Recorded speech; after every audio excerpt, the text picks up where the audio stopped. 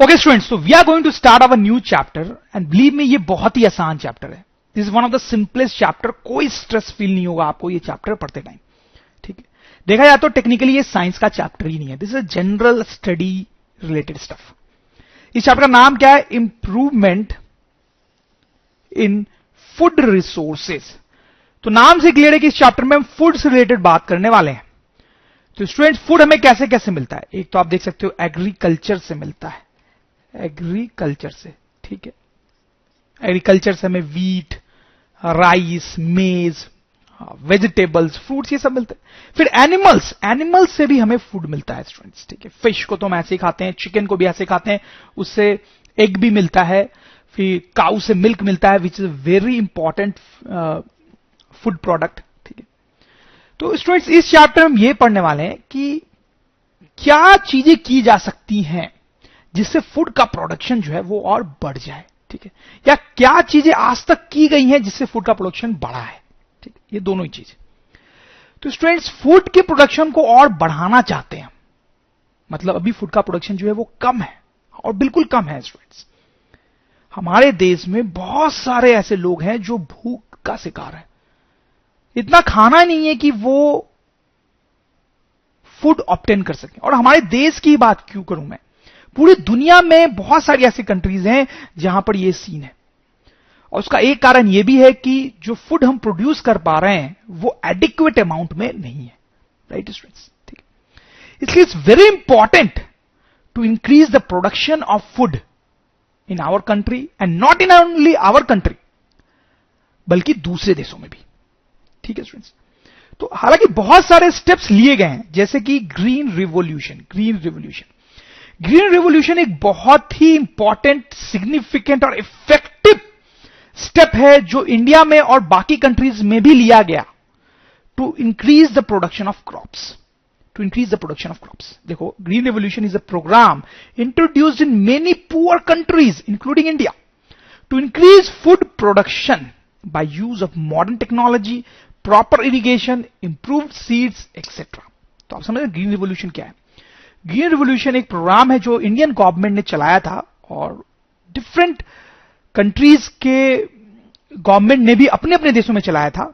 और उसमें क्या किया जाता है कि मॉडर्न टेक्नोलॉजी के हेल्प से, प्रॉपर इरिगेशन प्रोवाइड करा के, इंप्रूव्ड सीड्स प्रोवाइड करा के एग्रीकल्चर को और इफेक्टिव बनाया जाता है, ताकि जो प्रोडक्शन है वो और ज्यादा हो सके, ज्यादा से ज्यादा फूड प्रोड्यूस किया जा सके. ठीक है, और इससे बहुत फायदा हुआ भी है स्टूडेंट्स. ठीक है, फिर स्टूडेंट्स, व्हाइट रिवोल्यूशन. इंडिया में व्हाइट रिवोल्यूशन चलाया गया था हमारे गवर्नमेंट द्वारा, ताकि इंडिया में मिल्क का प्रोडक्शन जो है वो बढ़ सके. White revolution is a programme introduced in India to increase production of milk in India. This programme made India self sufficient in production of milk. फिर उसके अलावा students, blue revolution, yellow revolution, ये भी चलाए गए. तो इन सब रिवोल्यूशन का नाम भी आप देख रहे हैं, इंटरेस्टिंग है. Blue revolution. ब्लू पानी का कलर होता है. पानी से हमें कौन सा फूड मिलता है? फिश. ठीक है, तो आप समझ गए होंगे ब्लू रिवोल्यूशन में क्या किया गया था. कुछ ऐसे मेजर्स लिए गए थे, ऐसे स्टेप्स लिए गए थे ताकि फिशिंग को बढ़ावा मिले और उससे हमें जो फिश मिलती है वो और ज्यादा अमाउंट में मिले. ठीक है. White revolution. व्हाइट रिवोल्यूशन जो था, उसका नाम व्हाइट रिवोल्यूशन क्यों था वो भी आप समझ रहे होंगे, क्योंकि मिल्क जो होता है वो व्हाइट कलर का होता है. देखो, येलो रिवोल्यूशन. येलो रिवोल्यूशन जो है वो ऑयल के प्रोडक्शन से रिलेटेड है. ऑयल के प्रोडक्शन, ऑयल जो है वो कुकिंग के लिए बड़ा इंपॉर्टेंट होता है. तो येलो रिवोल्यूशन में ऐसे स्टेप्स लिए गए थे ताकि ऑयल का प्रोडक्शन जो है वो बढ़ सके. जैसे आप ये फोटोग्राफ देखो, ये मस्टर्ड प्लांट्स हैं. मूवीज में देखे होंगे आपने, मस्टर्ड प्लांट्स है, उसके येलो फ्लावर्स होते हैं जिससे मस्टर्ड ऑयल निकलता है. ठीक है, बहुत सारे ऐसे ऑयल्स होते हैं जो येलोइश कलर के होते हैं, या वो जिन प्लांट्स से निकलते हैं उनमें येलो कलर होता है. ठीक है, तो ये सारे स्टेप्स हमारी गवर्नमेंट द्वारा लिए गए हैं जिससे फूड का प्रोडक्शन हमारे देश में बढ़ा है, लेकिन भी और बढ़ाने की भी जरूरत है. तो यही जो टॉपिक है वो इस चैप्टर में हम स्टडी करने वाले हैं स्टूडेंट्स. तो लेट्स स्टार्ट. तो स्टूडेंट्स, आप फॉर्मली चैप्टर को स्टार्ट करेंगे तो सबसे पहले सबसे बेसिक बात करेंगे कि फूड हमें चाहिए क्यों. Because food gives nutrients. सही बात है स्टूडेंट्स.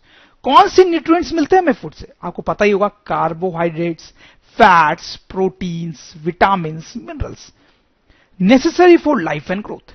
ये सारे न्यूट्रिएंट्स जो है वो हमारे लाइफ और ग्रोथ के लिए बहुत इंपॉर्टेंट होते हैं स्टूडेंट्स। ये हमें नहीं मिले तो हम जिंदा नहीं रह सकते, और ये सब हमें कहां से मिलते हैं? फूड से। That's why it's very important to get food, and that too healthy food. Sources of food. Food का क्या सोर्स है, कहां से हमें फूड मिलता है? एक तो मैंने आपको बताया एग्रीकल्चर से मिलता है, ये मेजर सोर्स है फूड का, एग्रीकल्चर, आप समझते हो। दूसरा, एनिमल से भी फूड मिलता है, एनिमल हस्बेंड्री, जिसको लाइफ स्टॉक भी बोलते हैं। जैसे काऊ से हमें मिल्क मिलता है स्टूडेंट्स, चिकन को तो लोग ऐसे ही खाते हैं, फिश को भी लोग ऐसे खाते हैं, कई सारे जानवरों को लोग ऐसे ही खाते हैं, ठीक है। तो एनिमल से मिलता है, उनकी भी बात हम इस चैप्टर में करेंगे। अब यहां पे प्रॉब्लम क्या है? India is an agriculture oriented country. ये तो आपने बचपन से सुना होगा स्टूडेंट्स कि इंडिया में एग्रीकल्चर बहुत ज्यादा प्रैक्टिस किया जाता है, ठीक है। ज्यादातर जो लोग हैं इंडिया में वो एग्रीकल्चर ही प्रैक्टिस करते हैं। तो एग्रीकल्चर एक बहुत बड़ा बिजनेस है इंडिया में। India is an agriculture oriented country, but still lack of food due to growing population. अब बहुत आश्चर्य की बात है कि ज्यादातर लोग इंडिया में एग्रीकल्चर ही प्रैक्टिस करते हैं, तब भी इंडिया में फूड की प्रॉब्लम है। क्यों है ऐसा students? Because of a growing population.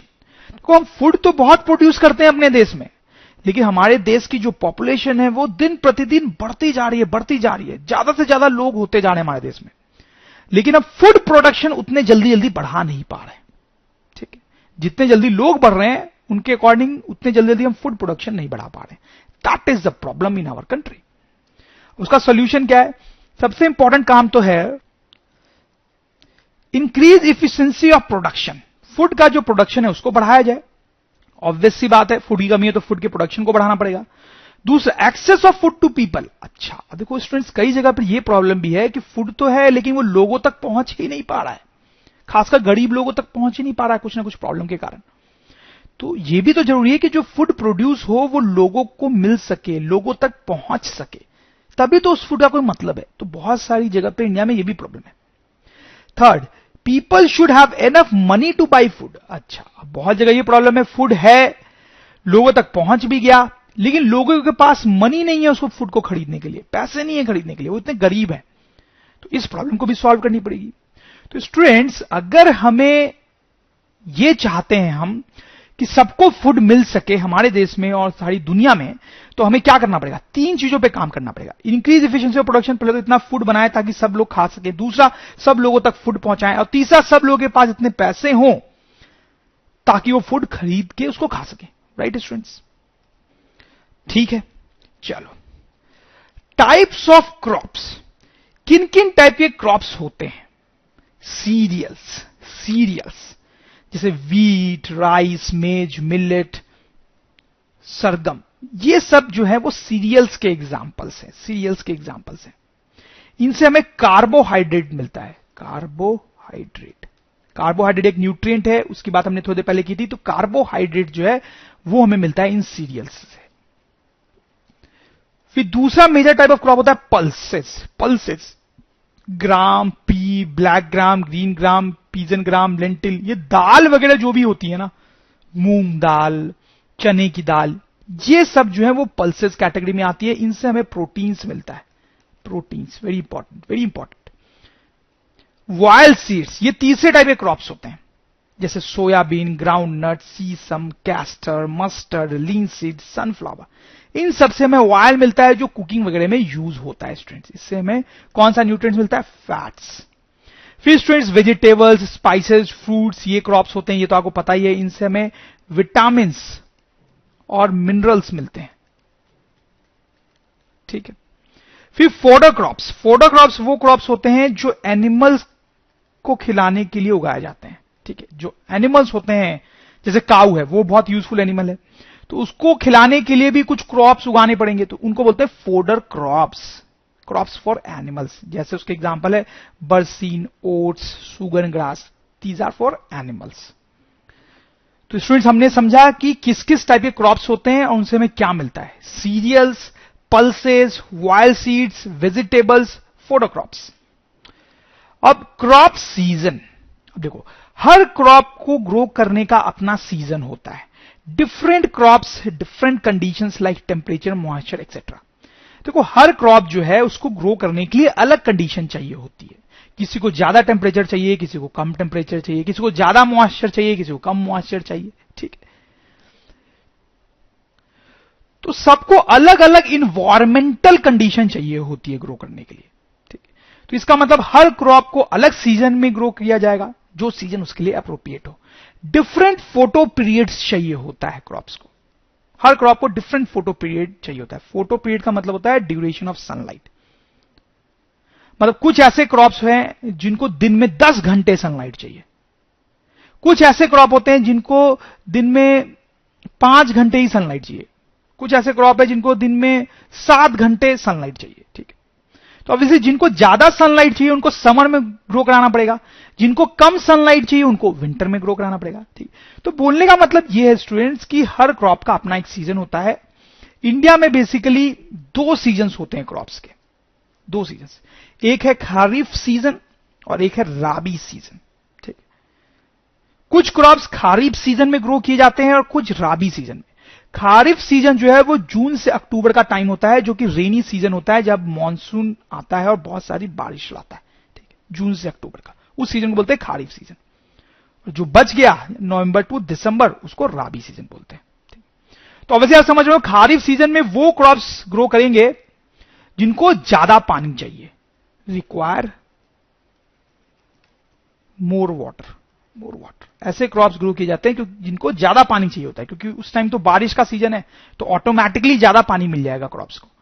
Rabi season में वैसे क्रॉप्स ग्रो होते हैं जिनमें लेस वाटर की रिक्वायरमेंट होती है थोड़ी, ठीक है। कुछ एग्जांपल्स ही मैंने यहां पे लिखे हैं, देखो paddy basically refers to rice को तो बहुत हैवी अमाउंट में वाटर चाहिए होता है, इसलिए उसको तो रेनी सीजन में ही ग्रो करते हैं, खरीफ सीजन में ही ग्रो करते हैं। फिर है सोयाबीन, पीस एंड पीस, मेज, ब्लैक ग्राम, ग्रीन ग्राम। राबी सीजन के कुछ एग्जांपल्स हैं वीट, ग्राम, पीज, मस्टर्ड, लिंसीड्स। समझ रहे हो स्टूडेंट्स? तो अब हमने कुछ बेसिक बातें एग्रीकल्चर से रिलेटेड पढ़ ली हैं कि कैसे कैसे क्रॉप्स उगाए जाते हैं, किन सीजन में उगाए जाते हैं। Now will come to the main thing of this chapter, that is improvement in crop yield. Crop yield को कैसे इंक्रीज किया जाए। क्रॉप यील्ड का मतलब समझते हो आप स्टूडेंट्स, ठीक है। सपोज करो आपके पास ये लैंड है जिसमें आप फार्मिंग करते हो, ठीक है, ठीक है। सपोज करो इसमें आपने 100 केजी राइस उगाया एक साल में, 100 केजी राइस उगाया। अगर आप दूसरे साल में 150 केजी राइस उगाते हो, नेक्स्ट ईयर में फिर से एक साल में 150 केजी राइस उगाते हो, तो हम बोलेंगे क्रॉप यील्ड बढ़ गई, क्रॉप यील्ड बढ़ गई। क्रॉप यील्ड बढ़ाने का मतलब होता है कि उतने ही जगह में, उतने ही लैंड में ज्यादा प्रोडक्शन करना। उतने ही लैंड में अगर हम ज्यादा प्रोडक्शन कर रहे हैं तो बोलते हैं यील्ड बढ़ी, ठीक है। आप समझ रहे बात? अगर आपने बड़ी जगह ले लेते और तब 150 केजी राइस प्रोड्यूस करते एक ईयर में, तो वो फिर यील्ड नहीं बढ़ी।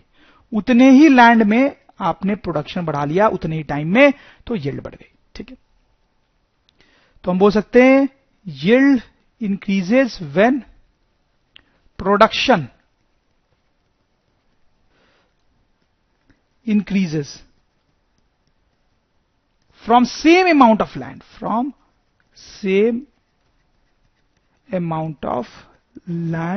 in same period of time,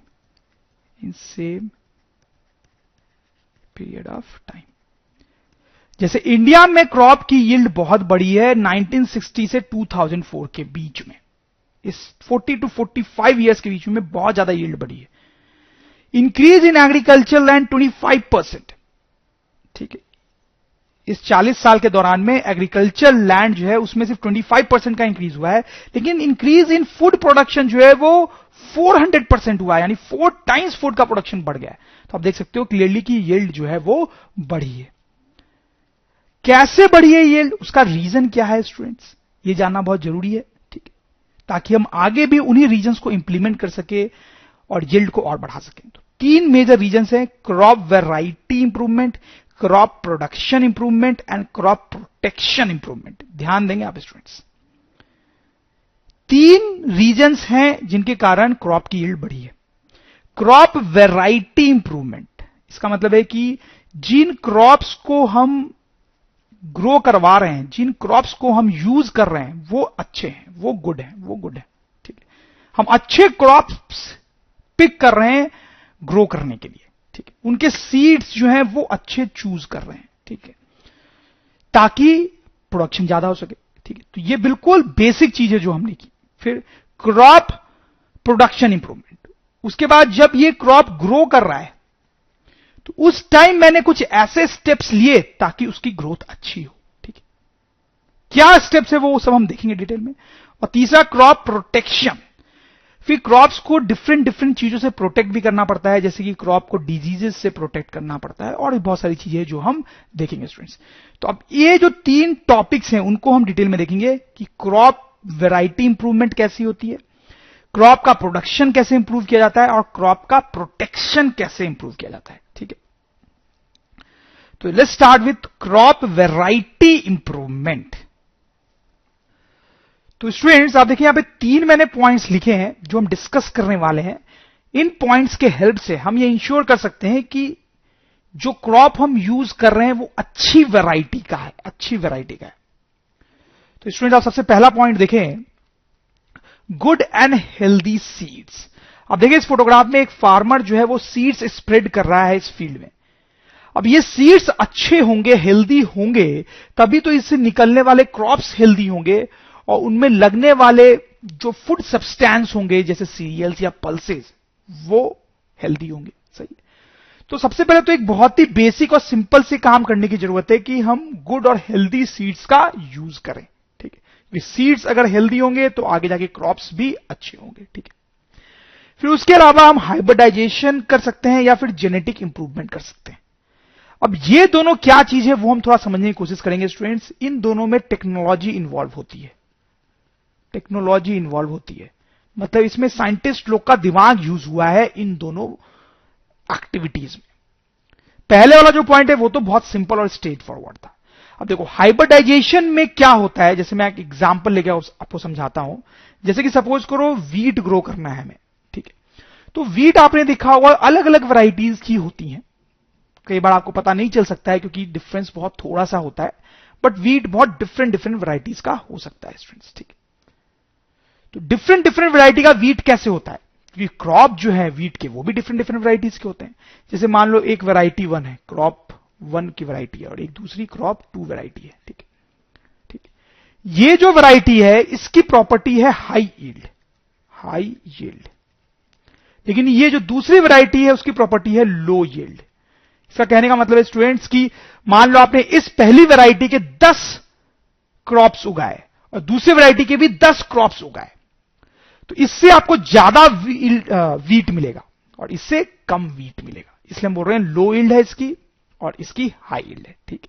तो आप सोचेंगे स्टूडेंट्स ऑब्वियसली हम ये वाला क्रॉप यूज करेंगे पहले वाला, बट इतना आसान नहीं है स्टूडेंट्स। इसकी दूसरी प्रॉपर्टी है low resistance, low resistance to disease, ठीक है। और इसकी प्रॉपर्टी है high resistance to disease, high resistance to disease. इसका मतलब क्या है स्टूडेंट्स कि ये जो वैरायटी है क्रॉप की उसमें आसानी से कोई डिजीज लग सकता है, जबकि ये जो वैरायटी है उसमें आसानी से कोई डिजीज नहीं लगेगा। तो ये जो प्रॉपर्टी है ये सेकेंड क्रॉप के लिए एडवांटेज है क्योंकि इसमें आसानी से कोई डिजीज नहीं लगेगा। पहले वाले में आसानी से कोई डिजीज अगर लग गया तो पूरी की पूरी फसल ही खराब हो जाएगी, ठीक है। तो स्टूडेंट्स क्लियरली आप समझ रहे होंगे कि हम ये चाहेंगे कि हमारे पास ऐसा क्रॉप हो कोई जिसके पास ये दोनों अच्छी प्रॉपर्टीज हो, ये दोनों अच्छी प्रॉपर्टीज हो। तो स्टूडेंट्स यहां पर ये हाइब्रिडाइजेशन का रोल आता है। साइंटिस्ट लोग क्या करते हैं, ये जो क्रॉप 1 है उसका सीड लेते हैं, ये जो क्रॉप 2 है उसका भी सीड लेते हैं, ठीक है। फिर दोनों को कुछ साइंटिफिक प्रोसेसेस से गुजारते हैं और उसके हेल्प से एक तीसरे टाइप का सीड प्रोड्यूस करते हैं, तीसरे टाइप का सीड प्रोड्यूस करते हैं। ये एक अलग ही वैरायटी है, ये एक अलग ही वैरायटी है, डिफरेंट वैरायटी है, ये डिफरेंट वैरायटी ऑफ क्रॉप,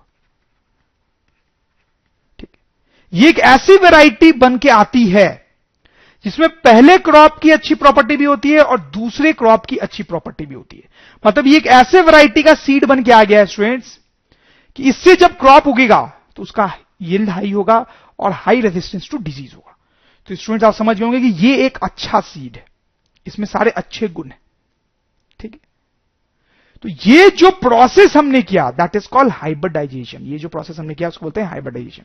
और ये जो सीड बना है नए टाइप का, या फिर ये जो नए टाइप की वैरायटी बनी उसको बोलते हैं hybrid variety. Hybrid variety, hybrid का मतलब होता है मिक्स्ड वैरायटी। ठीक है, तो इसको मिक्स्ड वैरायटी या हाइब्रिड वैरायटी क्यों बोल रहे हैं? क्योंकि कुछ प्रॉपर्टीज में पहले वाले क्रॉप की है और कुछ दूसरे वाले क्रॉप की। ठीक, तो हाइब्रिडाइजेशन को हम डिफाइन भी कर सकते हैं students. Hybridization is the process of cross breeding. Please note the word cross breeding. Hybridization is the process of cross breeding two different varieties of crops to produce a new variety with good properties of both the crops, जैसा कि हमने बात किया students. ठीक है, एक चीज मैं आपको और बता सकता हूं कि हाइब्रिडाइजेशन में जिन दो क्रॉप्स को ब्रीड करते हैं या मिक्स करते हैं वो डिफरेंट स्पीसीज के हो सकते हैं या डिफरेंट जीनस के भी हो सकते हैं। डिफरेंट स्पीसीज या जीनस क्या होता है ये सब हम डिफरेंट चैप्टर में पढ़ चुके हैं। अगर आपको नहीं भी याद है तो कोई खास इंपॉर्टेंट बात ये बिल्कुल भी नहीं है स्टूडेंट्स। ठीक है, तो हाइब्रिडाइजेशन क्या होता है ये आप समझ गए होंगे। हाइब्रिडाइजेशन के हेल्प से हम न्यू वैरायटी जनरेट करते हैं, क्रॉप की न्यू वैरायटी जनरेट करते हैं जो सुपेरियर होती है, बेटर होती है। ठीक है, with the help of technology. अब देखेंगे कि जेनेटिक इंप्रूवमेंट क्या है। देखो स्टूडेंट्स, कोई भी जो लिविंग ऑर्गेनिज्म होता है, कोई भी लिविंग ऑर्गेनिज्म जो होता है, जैसे अगर हम हमारी बात भी करें तो उनके बॉडी में जीन्स होते हैं। जीन्स एक ऐसी चीज होती है जो उस ऑर्गेनिज्म की प्रॉपर्टीज को डिसाइड करती है, डिसाइड्स द प्रॉपर्टीज। ठीक है स्टूडेंट्स, जैसे अगर एक आदमी की ही बात की जाए तो वो जो आदमी है वो टॉल भी हो सकता है और शॉर्ट भी हो सकता है। ठीक है, वो ब्लैक कलर का भी हो सकता है और व्हाइट कलर का भी हो सकता है, मतलब गोरा भी हो सकता है, काला भी हो सकता है। ठीक है, और वो थिन भी हो सकता है और फैट भी हो सकता है। ठीक है, तो डिफरेंट प्रॉपर्टीज हो सकती है एक आदमी की। तो ये प्रॉपर्टीज किन चीजों पे जनरली डिपेंड करती है? वो डिपेंड करती है कि उस आदमी के अंदर जीन्स कैसे हैं। ठीक है, कैसे जीन्स।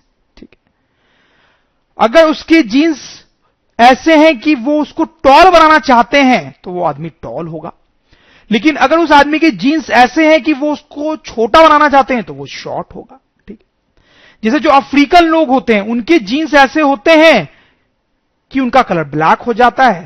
ठीक है, जो यूरोपियन लोग होते हैं उनके जीन्स ऐसे होते हैं कि वो व्हाइट हो जाते हैं एंड सो।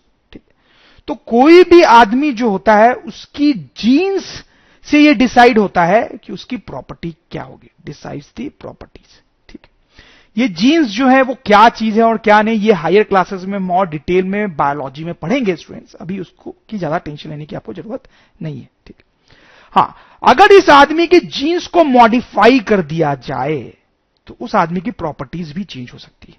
ठीक है, आप समझ लो, जैसे कोई आदमी है उसमें ऐसे जीन्स थे जो उसको टॉल बनाते थे। ठीक है, लेकिन बचपन में अगर साइंटिस्ट लोग उसके जीन्स को थोड़ा सा चेंज कर दें, उसके जीन्स को ऐसा कर दें कि वो उसको शॉर्ट बनाने लगे तो वो आदमी जो है वो शॉर्ट हो जाएगा। ठीक, आप समझ रहे हो? तो वैसा ही कुछ प्लांट्स के साथ, क्रॉप्स के साथ किया जाता है। ठीक है, कोई क्रॉप है, मान लो वीट का ही क्रॉप है। ठीक है, तो उसकी कुछ अपनी प्रॉपर्टीज होंगी और वो प्रॉपर्टीज किसके कारण है स्टूडेंट्स? जीन्स के कारण है। ठीक है, तो डिफरेंट साइंटिफिक मेथड से साइंटिस्ट लोग क्या करते हैं, उन जीन्स को मॉडिफाई कर देते हैं। जीन्स को मॉडिफाई कर देते हैं इस तरीके से ताकि उस क्रॉप की अच्छी प्रॉपर्टीज तो रह जाए, गुड प्रॉपर्टीज जो है वो रह जाए, और जो उसकी बैड प्रॉपर्टीज है वो खत्म हो जाए। आप समझ लो, क्रॉप्स की जो प्रॉपर्टीज हैं वो क्रॉप्स के जीन्स पे डिपेंड करेगी। तो साइंटिस्ट लोग क्या करते हैं, उसके सीड में कुछ ऐसी मॉडिफिकेशन करते हैं ताकि जीन्स मॉडिफाई हो जाए, इस तरीके से मॉडिफाई हो जाए कि उस क्रॉप की अच्छी प्रॉपर्टीज तो रिटेन हो जाए और बुरी प्रॉपर्टीज जो है वो खत्म हो जाए, तो वो क्रॉप हमारे लिए ज्यादा यूजफुल हो जाएगा स्टूडेंट्स। ठीक है, तो उसको बोलते हैं जेनेटिक इंप्रूवमेंट। तो स्टूडेंट्स हम लिख सकते हैं कि जेनेटिक इंप्रूवमेंट हम क्या करते हैं, In genetic improvement, genes of a crop are modified so that desired properties are retained and undesired properties are suppressed. तो स्टूडेंट्स आप देख सकते हैं इससे अब जो नया क्रॉप हमें मिलेगा वो एक बेटर वैरायटी का होगा, बेटर वैरायटी का होगा। तो स्टूडेंट आपको समझ में आया कि टू स्टार्ट विथ हमें क्या करना चाहिए, अच्छे वैरायटी का क्रॉप सिलेक्ट करना चाहिए। वो कैसे हो सकता है कि पहले तो हम सीड ही अच्छे लें, हेल्दी सीड्स लें, ठीक है। दूसरा, नए टाइप के मोर इंप्रूव सीड्स बनाएं यूजिंग हाइब्रिडाइजेशन और यूजिंग जेनेटिक इंप्रूवमेंट, ठीक है। अब students, properties to be possessed by improved seeds, तो हमने अभी भी देखा स्टूडेंट्स कि हाइब्रिडाइजेशन से या फिर जेनेटिक इंप्रूवमेंट से हम बेटर क्वालिटी के सीड्स बना सकते हैं, बेटर क्वालिटी के सीड्स बना सकते हैं, ठीक। तो ये जो बेटर क्वालिटी के सीड्स हम बनाते हैं उनके पास क्या प्रॉपर्टीज होनी चाहिए वो हम थोड़ा स्टडी करने वाले हैं, ठीक। हमने देखा ना स्टूडेंट्स की हाइब्रिडाइजेशन और जेनेटिक इंप्रूवमेंट से हम नए वैरायटीज जनरेट कर सकते हैं यूजिंग टेक्नोलॉजी, यूजिंग साइंस। तो जो नए वैरायटी के क्रॉप्स या सीड्स बन के आएंगे उनके पास क्या अच्छी प्रॉपर्टीज होनी चाहिए, कौन कौन सी अच्छी प्रॉपर्टीज होनी चाहिए, उनका एक लिस्ट मैंने यहां पे लिखा है। That is what we are going to C.